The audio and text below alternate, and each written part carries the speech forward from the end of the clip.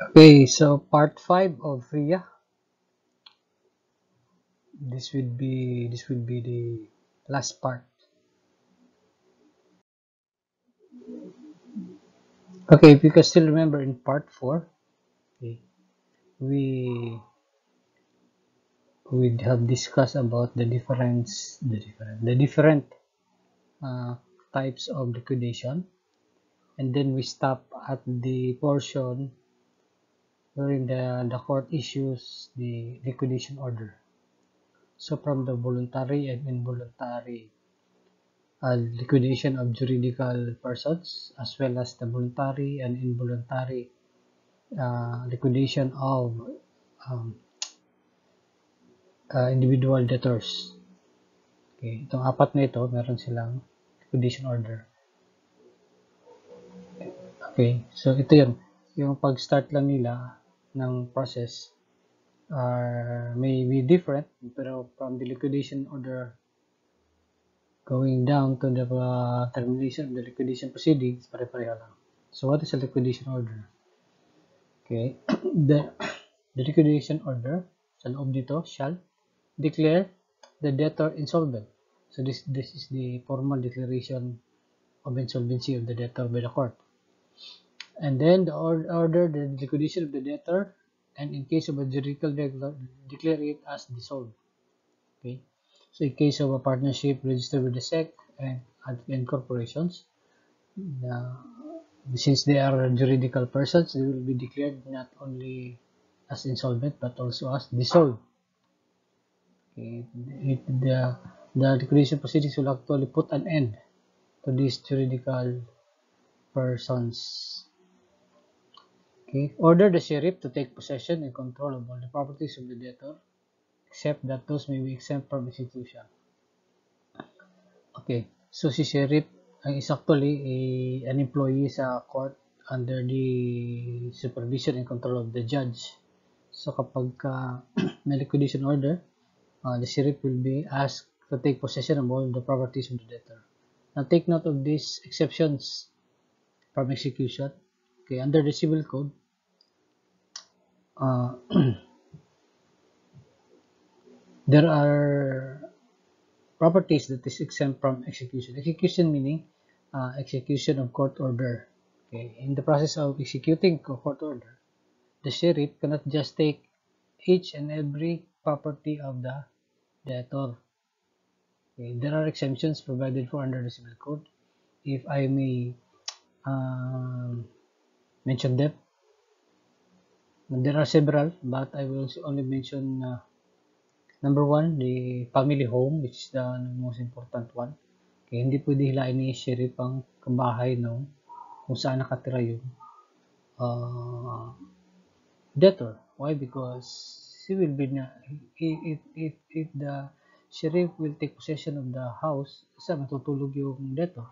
Okay, so since it is a basic necessity, bawal i-take possession ang family home. Family home means where the family is actually living. So if there are several homes, ang debtor, okay, while the family home will be exempted from execution, all other houses may be taken control of by the sheriff. Number two, those equipments, properties, personal properties that will be used or is being used by the debtor in his profession, hindi rin pwede take possession ng sheriff. Kasi wala din na makapagtrabaho yung debtor. Okay. Others are those mga personal properties na ginagamit ng debtor sa sarili niya, like clothes.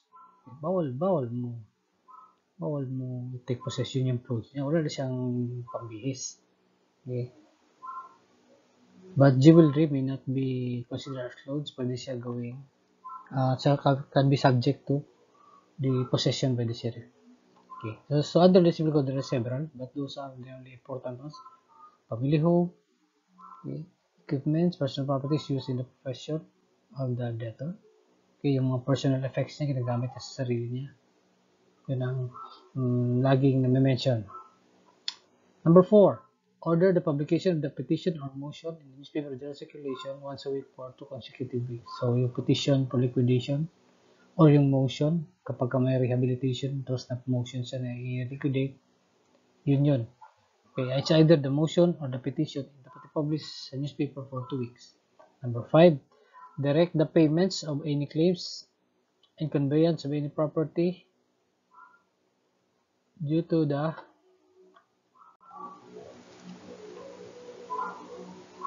debtor to the liquidator. Okay, number 6, prohibit payments by the debtor and transfer of any property by the debtor. So, bawal magbayad muna ng utang and bawal transfer ng properties. Number 7, direct all creditors to file the claims with the liquidator. Okay, that is self-explanatory. Number 8, authorize the payment of administrative expenses as they become due.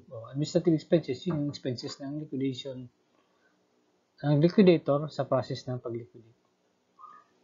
Number 9, state that the debtor and creditors who are not petitioners may submit the names of other nominees to the position of liquidator. Number 10 is the court will set the hearing for the election and appointment of the liquidator. So anong effect kapag may liquidation order ng court? Ano ibig sabihin nun? Number 1, the juridical debtor shall be deemed dissolved and its corporate or juridical existence terminated. So if I may use that term, mamamatay na dito yung juridical debtor. Yung juridical meaning yung corporation or yung partnership na registered with the SEC. Mawawalan na siya ng existence para siyang pinatay. Kasi i-liquidate na siya, lahat ng assets niya i-distribute. So, magiging wala na siya. Para na rin siyang namatay. Okay, number 2, legal title to and controllable assets of the debtor except those that may be exempt for execution shall be deemed vested in the liquidator or pending selection with the court. Okay, so si liquidator na ang may control ng lahat ng assets ng debtor. Kapag wala pang liquidator, si court muna ang mag-control. Number 3, all contracts of the debtor shall be deemed terminated and are breached unless the liquidator declares otherwise and the contracting party agrees. So, lahat ng contract ng debtor terminate na din. Kasi doon na sila nakafocus sa properties kung paano i-distribute. No separate action for the collection of unsecured claim will be allowed. So, lahat ng take note lang sa liquidation proceedings, yung mga secured creditor can always file a court action doon sa mga securities nila. Yung mga na prenda, na mortgage or na pledge. Dahil secured yun, yung creditor na may claim doon, pwede siya mag-file ng court action anytime. Pero yung mga unsecured claim, walang collateral, hindi na pwede mag-file ng any other court action except doon lang sila mag-hearing o sumali sa liquidation proceedings. Number 5, no foreclosure proceedings will be allowed for a period of 180 days. So, bawal mag-foreclose ng mortgage. So, these are the 5 effects kapag mayroon ng liquidation order. Yung kanina, contents yun. Ito yung effects. Okay, rights of secured creditors. Okay, if you can still remember, ang secured creditors nga is may property na naka-encumber, naka-pledge, or naka-mortgage to secure the obligation na yung pinautang nila. So, they can always go after that property because that is the purpose of the law. Okay. So, according to PREA, the liquidation order shall not affect the right of the secured creditors to enforce his lien in accordance with applicable contract or law. So, always may claim yun. Hindi yun mawala yung right ng secured creditors. Okay. Ang covered lang naman ng liquidation order is yung unsecured creditors. Kasi sila yung walang security, so sila yung magkahabol doon sa naiwan na property ng unencumbered properties ng debtor. But a secured debtor may waive his right. Pwede niya i-waive tapos sasali na lang siya doon sa mga unsecured creditors.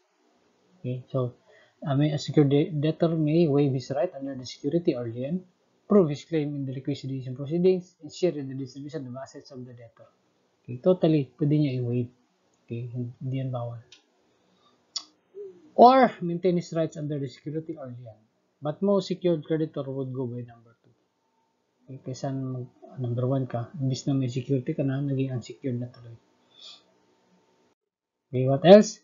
If the secured debtor maintains his right under the security or lien, ayaw niya sumali doon sa mga unsecured creditors, itong pwede niyang mangyari. The value of the property may be fixed in a manner agreed by the creditor and the liquidator. When the value of the property is less than the claim it secures, the liquidator may convey the property to the secured creditor, and later, and the latter will be admitted in the liquidation proceedings as a creditor for the balance. If its value exceeds the claim secured, the liquidator may convey the property to the creditor and waive the debtor's right of redemption upon receiving the excess from the creditor. Kaya ano ibig sabihin? Yung property na hinawakan ng secured creditors, bibigyan nyo ng amount, i-appraise, magkano yun. Okay? If yung amount ng property na nasa hands ng secured creditors is less than sa claim niya, okay, yung property i-convey sa kanya, ibig sabihin, factored,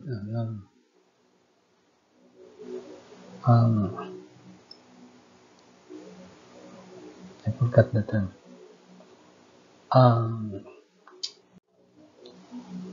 Dasyon in pago. So, magiging dasyon in pago. Yung property, halimbawa, 100,000 yung utang. Tapos yung property, in-appraise nila, 80,000 lang. So, yung property, ibibigay na yun, dasyon in pago, by dasyon in pago to the creditor. Tapos yung 20,000 niya, doon na siya sasali sa mga yung 20,000, yun na yung pwede niya ihabulin doon na sa liquidation proceedings, sa balance na lang. Okay? If the value naman is sobra, for example, yung utang is 100,000 and then yung property is 120, okay? Yung property, idasyon in pago na rin doon sa creditor. Dahil sobra na, ang creditor na ngayon ang magbibigay sa debtor ng 20,000. And in exchange, wala nang right of redemption yung debtor. Yun siya. Okay? Bakit nag-dasyon in pago na lang? Kasi nga liquidation nito. Kahit imbis na ibenta pa sa iba yung property, tapos ibayad sa creditor, ito dito, diretso na dasyon in pago. Okay? So, allowed yan ng free.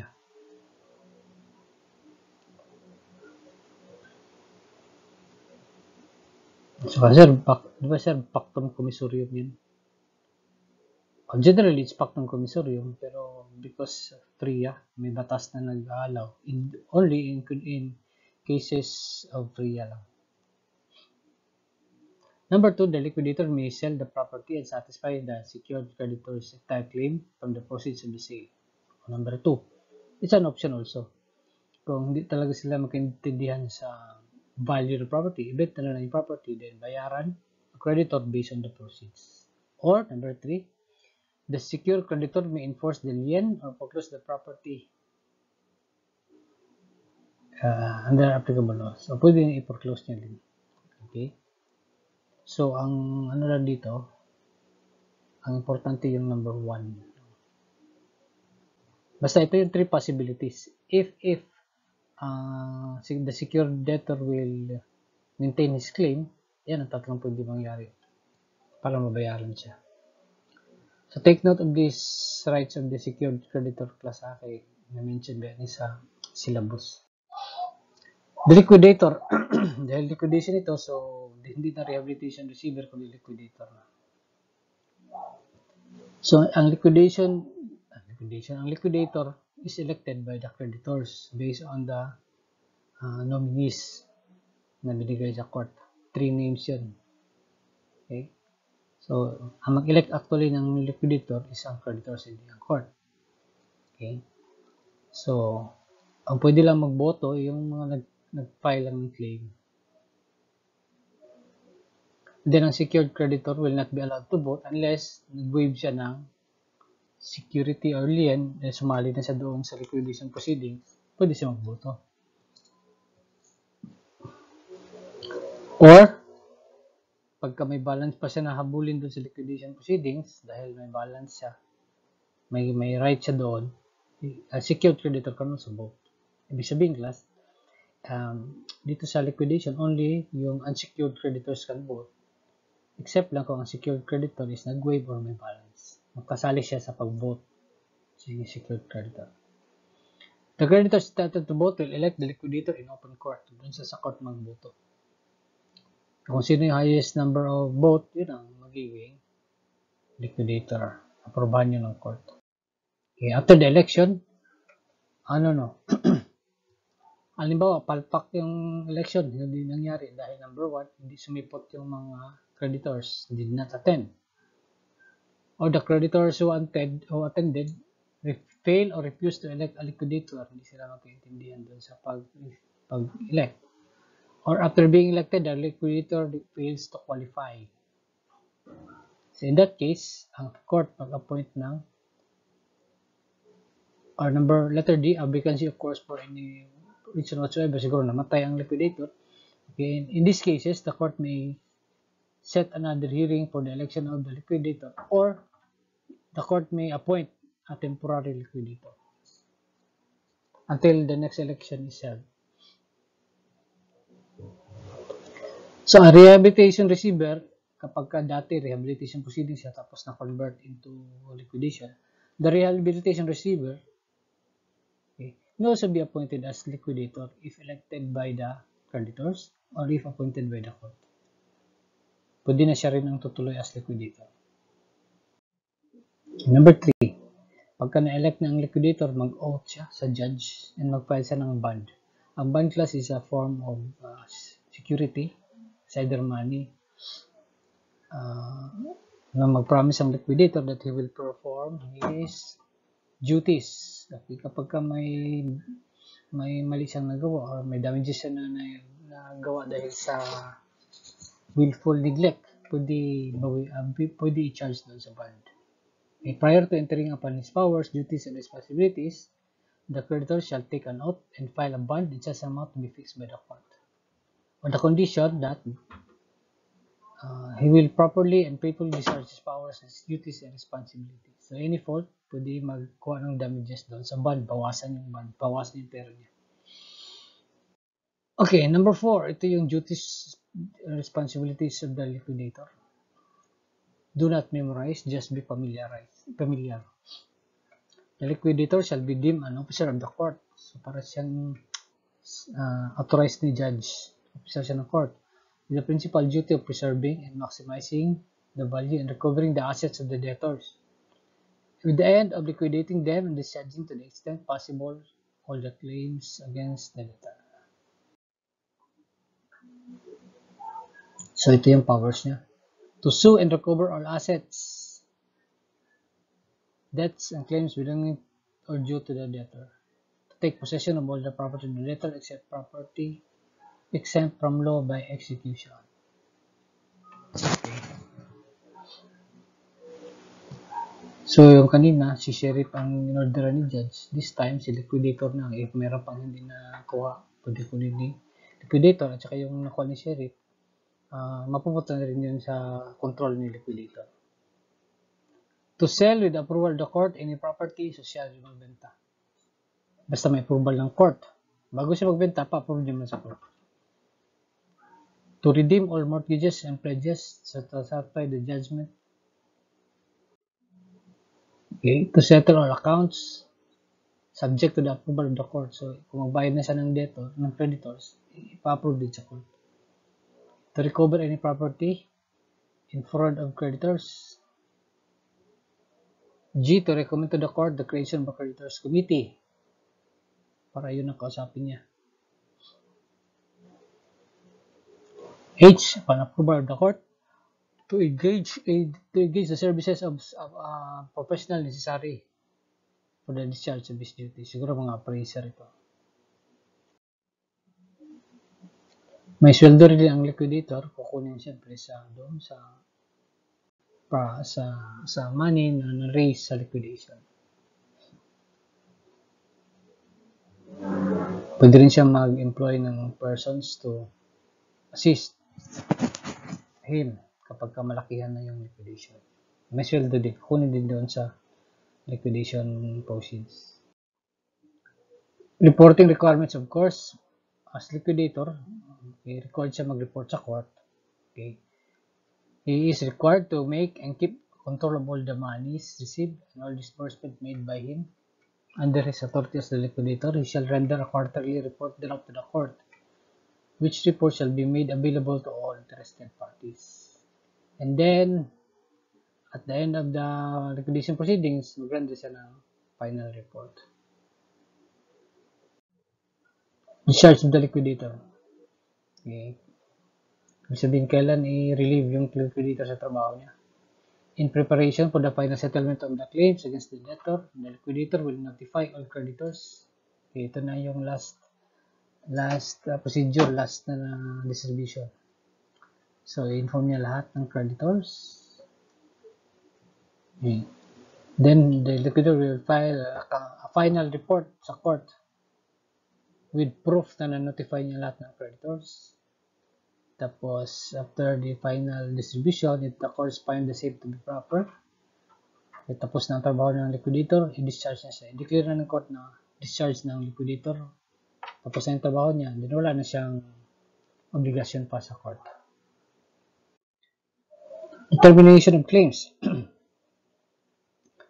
Okay, equally yung determination of claims, yung liquidator may may listahan siya ng mga dapat bayaran, mga utang ni debtor. Yun yung liquidator. Yun ibig sabihin ng determination of claims. Anong mga isusulat niya doon sa listahan na yun? Ang tawag sa listahan na yun ay Registry of Claims. Okay? Registry of Claims in simple words is a listahan ng mga utang ng debtor. Pero itong sa PRIA, sabi niya, these are the rules kung paano i-determine kung ano yung isali doon, ano yung hindi. Sa Registry of Claims, okay, gagawin ito ng liquidator 20 days upon his assumption. Okay, he will make a preliminary registry of claims. Okay, basahin niya yung petition, nakasulat doon. Yung mga nag-file ng claim, isali niya rin doon. Then, i-determine niya kung secured or unsecured. Kasi nga, ang unsecured creditors, yun sila ang may right to vote, yun din sila mag-participate sa liquidation. Unsecured naman, okay, they can go on their own or they can waive the right and sumali sa unsecured creditors. So, may listahan dapat yan ng liquidator. Yan. So, secured creditors who avoid their security or lien or have a fixed value on their property by agreement with the liquidator is admitted as a creditor for the balance. So, kung may balance siya or nag-waive siya, sali siya sa claim, sa registry of claims. The liquidator shall make the registry available for inspection by the public. Okay? So, walang babayarang claim kung hindi kasali sa registry of claims. That is why kailangan mo na ipa-approve sa court bago bayaran. Because the court will make sure na kasama siya sa registry of claims. Registry of claims.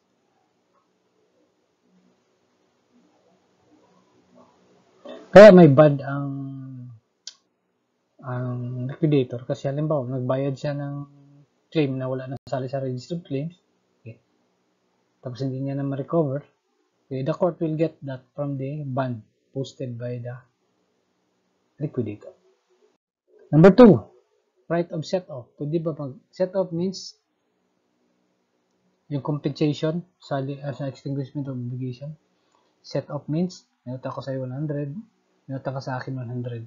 So set-off na tayo or compensated na or tabla na. Pwede ba yan dito sa claims? If the debtor and creditor are mutually debtor and creditor of each other, one debt shall be set off against the other. And only the balance, if any, shall be allowed in the liquidation proceedings. So, pwede. Yung balance na lang ang i-allow sa liquidation proceedings. Yung balance na lang isali sa register of claims. Opposition or challenge to claims. Okay. So, may listahan si liquidator. Okay.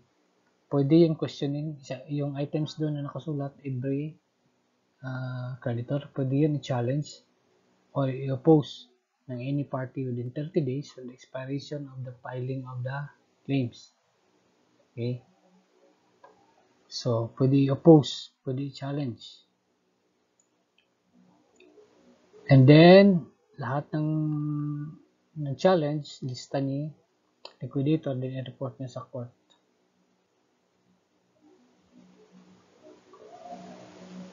Okay. Such claims shall become final filing. So, yung mga undisputed claims, siyempre i-approve na yun ng court at kasali na yun sa final na claims. Okay. Yung mga opposition na lang ang i-submit din sa court and then i-hearing yun. I-hearing yun. Kung nakita ng court na meritorious yung challenge, hindi alisin, mag-order ng court na alisin yung isang item, dalawang item sa registry of claims, hindi na kasali sa babayaran. Okay? So, si court yun ang mag-approve. The liquidator may also disallow claims. Okay, na pwede mo rin questionin sa hearing. Liquidation plan. Okay, sa rehabilitation, may rehabilitation plan. Sa liquidation, may liquidation plan. Okay, so ito yung plano kung paano bayaran yung claims na nasa registry. Okay, compared sa doon sa pag-monetize ng mga assets. Within 3 months, the liquidator shall submit a liquidation plan.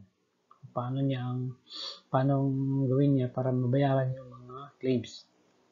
The liquidation plan shall as a minimum enumerate all the assets of the debtor and a schedule of liquidation of the assets and payment of the claims.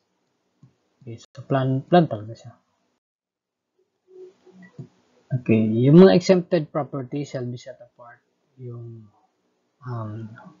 family home, tools, equipments, personal property na ginagamit sa profession ng debtor, i-set apart yan, hindi nakasali. And such other properties exempted by law. Okay. Homestead or family home, so hindi yan kasali. I-set apart yan sa liquidation plan. Hindi yan kasali sa ibenta. Sale of assets and liquidation. Okay, so yung mga pwede ibenta, dapat ibenta na ni liquidator. The liquidator may sell the unencumbered assets of the debtor and convert the same into money. So liquidation. The sale shall be made at public auction. Pero pwede pa rin ang private sale if the goods are perishable of nature, hindi na siya makahintay pa ng public auction, ng formalities ng public auction.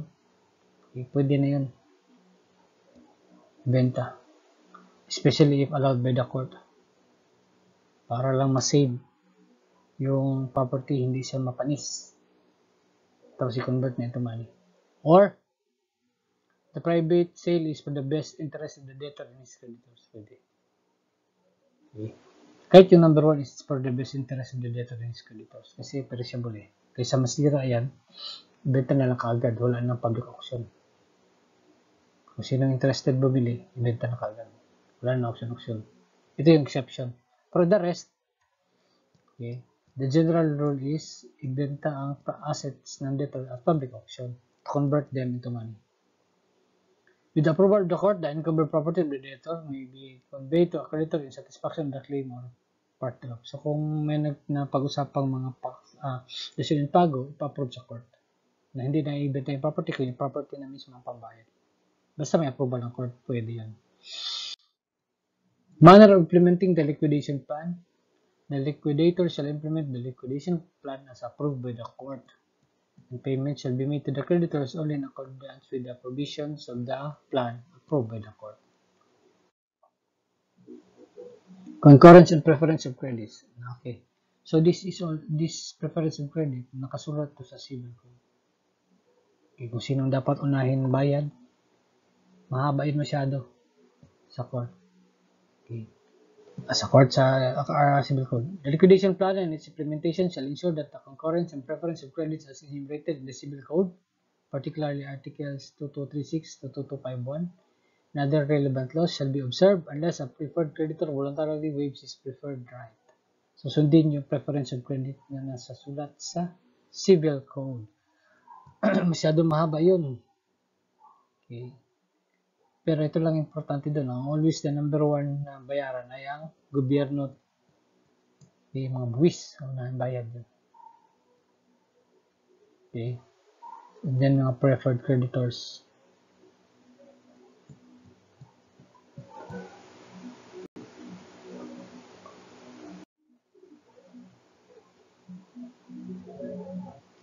Okay, tapos ng liquidation proceedings, kapag kayong juridical entity na naka-register sa SEC, okay, mag-order si judge na ordering the SEC na i-remove na yung juridical debtor from the registry of legal entities kasi nga dissolved na siya. Or nag-put into an end, the juridical entity has been put to an end. So, ipatanggal na siya sa SEC registration. Okay. So, kailan matatapos ang liquidation plot? Terminate na ni judge. Okay. Upon evidence of showing na natanggal na sa SEC yung juridical entity in case of juridical person, tapos na rin nabayaran ng lahat ng utang, tapos na rin yung liquidation plan, then the court shall issue an order terminating the proceedings. Ito na yung end of the proceedings. Now that's the end of RIA. So our next topic would be the Philippine Competition Act.